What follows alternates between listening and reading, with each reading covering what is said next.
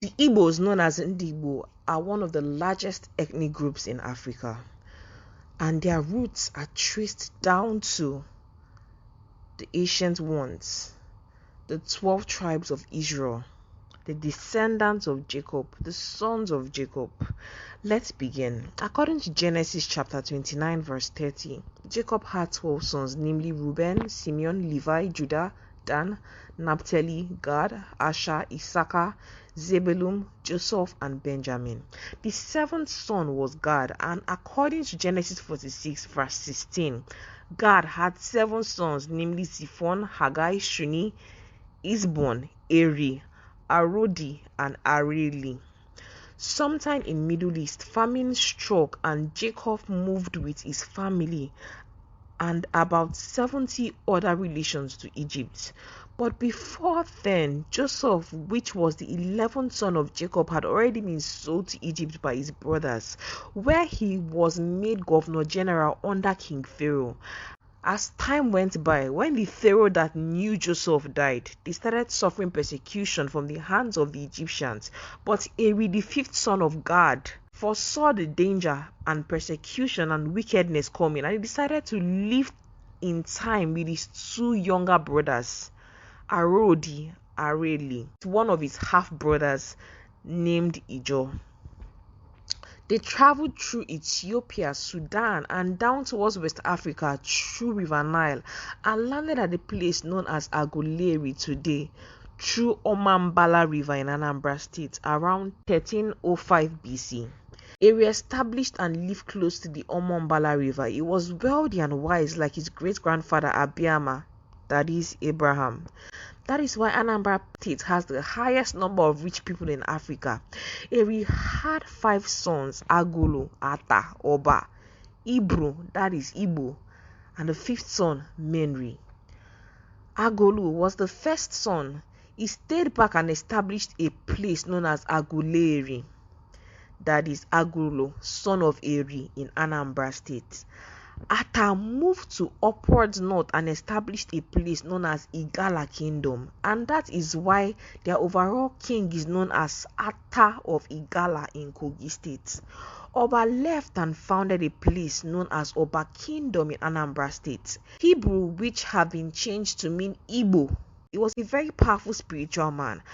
That is why people from this area are very spiritual. He left and founded Igbo'S city, Igbo'Adabe, Igbo'S, within Nsukka and parts of Anambra. Mary left and founded a place known as Agukunri, Nri Kingdom. Arodi moved to a place known as Arochukwu. They are very industrious and good at arts and crafts, e.g. Abangwa, people of Aba. Arodi gave birth to Nembe, Ngwa, Abakaliki, Ogoni, Afikpo, Aro, Ikote Ekpene in present-day Akwa Ibom, Aro Eche in Rivers State, and Aro Ndi Igbo. During slave trade, Aro spread all over the world, America, Cuba, Brazil. The Aro festival is always being celebrated in Cuba. Areli was a man with a lot of wisdom. The native tongue of his descendants is today known as Central Igbo. The people from this area have the highest number of graduates and professors in Igbo land. Areli gave birth to Owerri, Umuahia, Diobu, that's in Rivers State, Okigwe, Oru, Nkwere, Elele, and Mbano, and other places too. Eri's half brothers moved and founded Ijo nationality and other parts of Edo State and many other parts of Niger Delta. Evidence and similarities. Now to verify some of these things I have said. If you get to Aguleri, there is a particular house known as Obi Gad. That's the house of God.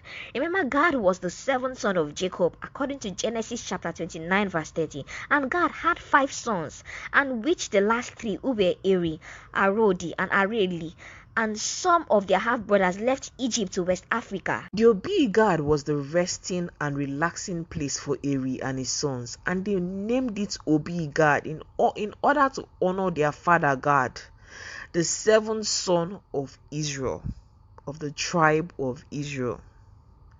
This Obi God was the first house built in Igbo land. This is the reason why every Igbo man always builds a house called Obi in his house in honor of his father and mainly for relaxation. And in the olden days, there is always a family shrine or little oracle.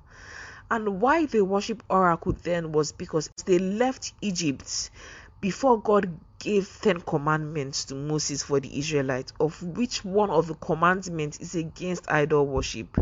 Even though modern day Igbo'S now build obis as outside bar without any shrine, while some Christians don't build obi anymore because of their beliefs. It can also be called a temple. The obi guard also serves as a consulting place for some royal fathers from their community that have direct roots to Eri. Another evidence at the burial place of Eri, there is a Trinity tree standing on the gravesite. There are 3 trees that are strongly united and connected by a single taproot. It is said that the second king was buried there, and from the location of his corpse was where this tree that formed the Trinity tree grew out from. So another evidence is Ada. Ada means first daughter in Israel, and if you look at Genesis chapter 4 verse 19 to 20, it means the same thing in Igbo language. Before an Igbo man makes a contribution in a public gathering, he shouts Igbo kwenu, and the people will respond, yeah. I don't know if I'm pronouncing it well. Before an Igbo man makes a contribution in a public gathering, he would shout Igbo kwenu, and the people will respond, yay and yay. That form of Yahweh. Yahweh is the name of Jewish God. The 5th evidence is the Star of David and some bronze metals encrypted with Hebrew codes, which were found in many parts of Igbo land. Then the 6th evidence is the Israeli Jews manufactured 80% of the world weapons and 70% of US weapons, just like the Igbo'S manufactured 80% of all of the weapons used during the Biafran War, which no other African nation has done. The Igbo'S were only defeated during the war due to the hunger policy which was put in place by Yakubu Gowon and Obafemi Awolowo. By now, we would have been manufacturing war weapons for Africa, and no country would have to go outside Africa to purchase weapons to fight insurgency. If not for the bad policy of Nigeria, Igbo'S are the most highly technologically inclined people in the whole of Africa. You will also notice that the Igbo'S always handle the post of science and technology and industry in most Nigeria ministerial positions. The first West African billionaire is from Nnewi, and is Chief Sir Louis Ojukwu. The black indigenous vehicle manufacturers are Innocent Motors and Koshkaris Motors. Indigenous mobile phones and computer manufacturers include Zynos Computer, Slot Mobile, Slock Mobile also. The father of the internet and founder of the fastest computer in the world is Philip Emeagwali. We carry home our dead ones just like the Israelites, according to Genesis chapter 49 verses 29 to 50. Just like the Israelites were led or ruled by elders or priests. There was no king in Israel until Samuel appointed Saul as the king of Israel.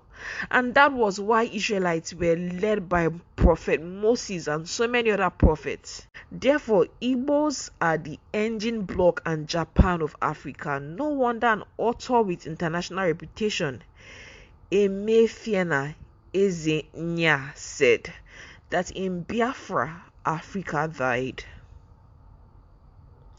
We are good people. We love our neighbors. We accommodate anybody. We live everywhere and develop anywhere. It is in our blood to develop. We need Igbo'S to develop Nigeria, Africa, and even the world as a whole. We are God's people, a chosen generation. Nigeria should stop the marginalization of Igbo'S and Biafras and let them have their freedom. For the Igbo'S, we should know who we are and think bigger, for you are the sons of the Most High God, the God of Abraham, Abiyama. Believe in yourself and work harder. As it is in your blood, every Igbo parent should endeavor to teach their children Igbo language and culture all the time.